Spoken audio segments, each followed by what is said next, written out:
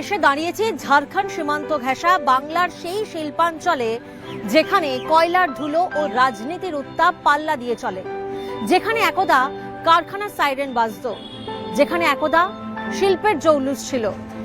লোহার নগরী নামে পরিচিত যে জায়গায় আজ কেন ভাঙা কাঠামো, যেখানে আমরা দেখেছিলাম গতবারের নির্বাচনের ব্যবধান ছিল শুধুমাত্র 1%, সেই হাই ভোল্টেজ কেন্দ্রের নারী নক্ষত্র বুঝতে আজ আমাদের নির্বাচনী হটস্পট কুলটি।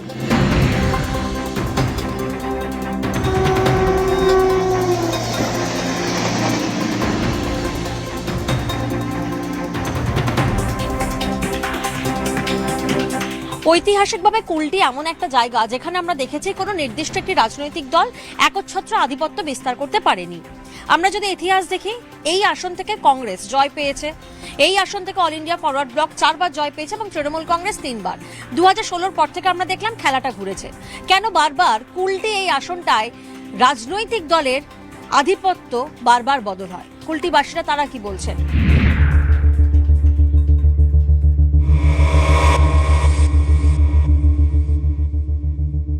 দাদা, এই কুলটিতে বিগত বেশ কিছু বছর ধরে দেখা যাচ্ছে যে তৃণমূল এখানে সেভাবে আসন পাচ্ছে না, বা তৃণমূল এখানে সেভাবে ভোট পাচ্ছে না, এমনটা কেন?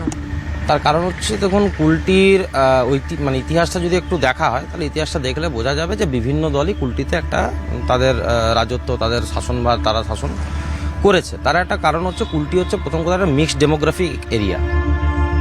আমরা ভোট দেওয়ার ক্ষেত্রে আমাকে যদি আপনি ব্যক্তিগতভাবে বলেন, আমি হিন্দু মুসলমান পলিটিক্সটাকে পছন্দ করি না। আমার মনে হয় যে মূল দাবি দেওয়া, মূল ইস্যু যেগুলো, সেই মূল ইস্যুগুলোর ভিত্তিতে লড়াই হোক। কিন্তু মানুষ তো গোটা পশ্চিমবাংলা বলুন, গোটা ভারতবর্ষ বলুন, একটা পলিটিক্যাল ডাইমেনশনে ভাগ হয়ে গেছে। সিটিং এমএলএ কোনো কাজ করেনি। সিটিং এমএলএর যা কাজ আমরা দেখেছি, তাকে তিনি 21-এ জিতেছেন। 21-এ হচ্ছে করোনা, তো সেই সময় আমরা জানি যে সেই সময়কার বিধায়ক বাড়িতে বসেছিলেন মুখে মাস্ক নিয়ে।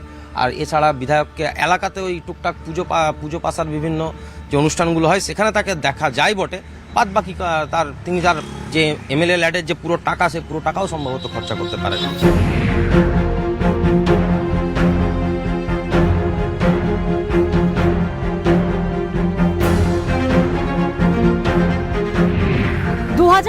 লড়াই ছিল একেবারে কাঁটায় কাঁটায়। বিজেপির অজয় কুমার পোদ্দার শুধুমাত্র 679 ভোটের ব্যবধানে হারিয়েছিলেন তৃণমূলের উজ্জ্বল চট্টোপাধ্যায়কে।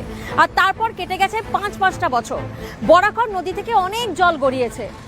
এখন কি হাওয়া বদলেছে, নাকি মরিয়া রয়েছে গেরুয়া শিবির তাদের গড় রক্ষা করতে? যদিও এসবের মধ্যে যখন কুলটি অঞ্চল আমরা ঘুরছি, তখন সিটিং এমএলএর বিরুদ্ধে একাধিক অভিযোগ সামনে আসছে।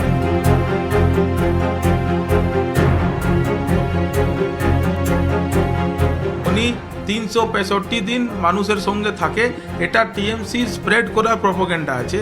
আর আমরা দেখেছি কুলটিতে যে পানীয় জলের সমস্যা, এই সমস্যা অমৃত যোজনা, অটল বিহারী বাজপেয়ীজির নাম ধরে একটা যোজনা সেন্ট্রাল গভর্নমেন্ট টাকা দিয়েছিল 2000 সাল থেকে।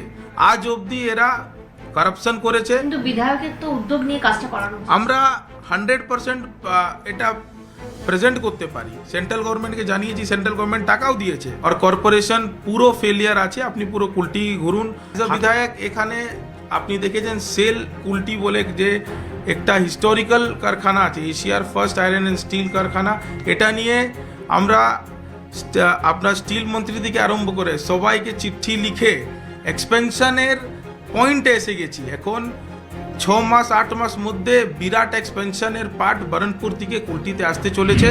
2021-এ যে ব্যবধান ছিল শুধুমাত্র 680 ভোটে জিতেছিলেন অজয় কুমার পোদ্দার, সেই ব্যবধানটা কি এবার ঘুচবে?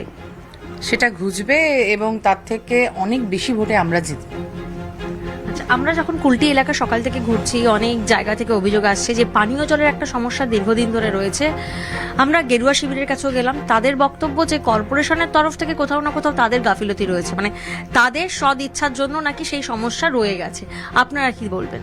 দেখুন, কর্পোরেশনই যা কাজ করছে কর্পোরেশনই করছে।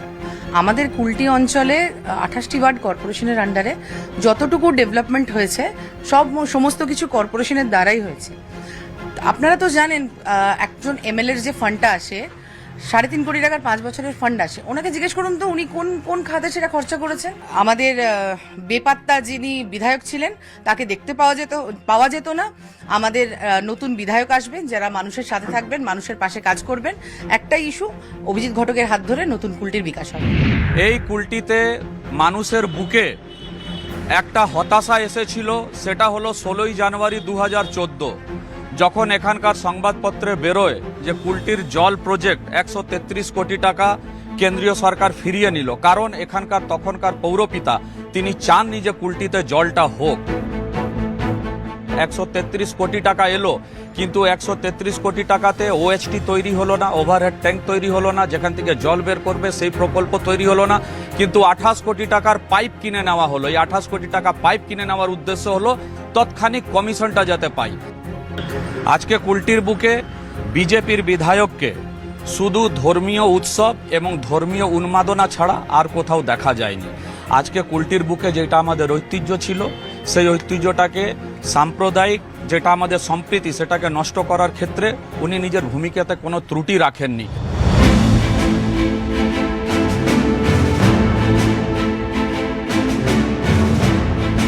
ঝাড়খণ্ড সীমানা সংলগ্ন এই অঞ্চলে হিন্দি ও বাংলা উভয় ভাষী মানুষের বসবাস, কিন্তু এখানকার আসল ইস্যু কি? বন্ধ কারখানা খোলার প্রতিশ্রুতি, খনি অঞ্চলের নিরাপত্তা, নাকি পানি ও জলের দীর্ঘদিনের সমস্যা? আসানসোল পুর নিগমের 28টি ওয়ার্ড নিয়ে গঠিত এই কুলটি 2021-এর শাসক দল তৃণমূল কি যে ব্যবধান ছিল সেই ব্যবধান ঘুচিয়ে উঠতে পারবে, নাকি নিজেদের গড় বজায় রাখবে বিজেপি? কি বলছেন স্থানীয়রা, চলুন শোনা যাক।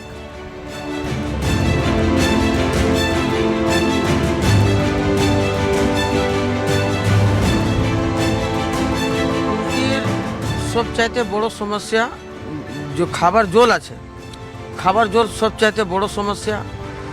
আমাদের কুলটি কারখানা যে কতদিন বন্ধ হয়ে গেছিল, তারপরে চালু হলো, তো পুরা মানে ইনফ্রাস্ট্রাকচার চালু হয় না। আমাদের কুলটির মধ্যে যে কলিয়ারিগুলা প্রাইভেটাইজেশন হচ্ছে, এটাও একটা ফ্যাক্টর আছে। कुल्टी तो एक टाइम में यहाँ पे जो है मतलब शिल्प इसमें बहुत ज़्यादा महत्व था। उस समय करीबन 20,000 लोग काम करते थे और यहाँ कुल्टी बहुत ही सुरक्षित और बहुत ही अच्छे मोमेंट में बिजनेस भी हो रहा था और लोग बहुत खुश थे। लेकिन अभी ऐसा माहौल है कि बिजनेस करना मुश्किल हो गया है, और हम लोग बहुत ही विचलित हो रहे हैं कि यहाँ किस तरह से हम लोग बिजनेस कर पाएँ। तो मैं यही कहना चाहूँगा, जो भी सरकार आए यहाँ पे, वो अपना हम लोगों के लिए बिजनेस जो करने वाले हैं हम लोग के लिए कुछ न कुछ करके जाएं। জন্ম থেকে মৃত্যু পর্যন্ত প্রতিটা কাজে মমতা দিয়ে আমাদেরকে সাহায্য করছেন। এমনকি আমার জন্ম যখন হয় আমার ছেলের, তখন আমি 1000 টাকা পাই, প্লাস মৃত্যুতে 2000 টাকা দিচ্ছে। কেউ মারা গেলে তার বাড়িতে শ্রাদ্ধ কার্য করার জন্য তিনি আমাদের লক্ষ্মী ভাণ্ডার দিচ্ছেন। লক্ষ্মী ভাণ্ডারে আমাদের অনেক উপকৃত হচ্ছে মানুষদের, মমতা দিয়ে আমাদের খুব উপকৃত করেছেন। আর বিজেপি তো আমাদের বিধায়ককে আমার মনে হয় না কোনোদিন আমি দেখেছি। जो जीता हुआ पार्टी है कभी आया झांकने के लिए इधर में कि कैसा है मेरा कैंडिडेट, कैसा रहा, क्या चाहिए नहीं चाहिए, वो देखा के? यहाँ घर का बगल में है, कुछ होता है तो दौड़ के आता है। कौन दौड़ के आता है? यहाँ का जो हम लोग का मेयर है वो आता है दौड़ के, जो भी काम होता है वो आके करता है।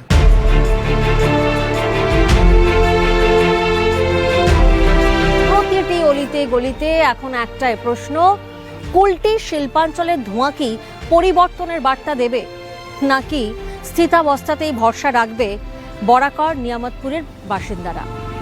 একদিকে তৃণমূলের উন্নয়ন আর সাংগঠনিক শক্তি, আর অন্যদিকে বিজেপির গড় রক্ষার লড়াই। গণতন্ত্রের বড় উৎসবে কার দিকে পাল্লা ভারী, এখন সেটাই দেখার।